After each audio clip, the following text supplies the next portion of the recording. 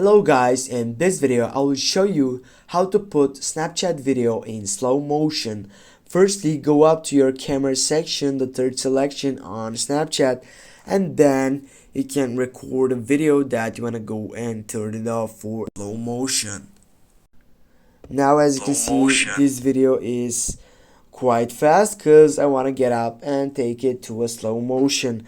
Now I need just to turn on my left side, and I need to get off from all these effects, and after enabling location filter, which is selected on this base, I need to turn on the left side, and as you can see it has also get up, speed up.